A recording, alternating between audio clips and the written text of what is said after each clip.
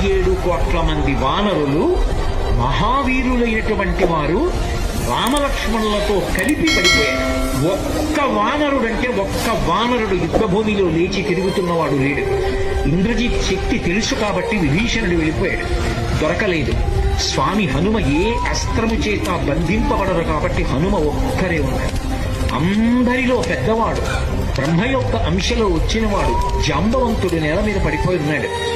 విభీషణుడు తాగడా పట్టుకుని అడిగాడు, తాతా కుశలమేనా అని అడిగాడు. వానరులలో శ్రేష్ఠుడైన హనుమ బ్రతికి ఉన్నారా అని అడిగాడు జాంబవంతుడు. విభీషణుడు అన్నాడు, తాత నువ్వు అడగవలసినది రామలక్ష్మణులు కుశలముగా ఉన్నారా అని అడగాలి. హనుమ కుశలముగా ఉన్నారా అని అడిగారేం తాత అని అడిగారు.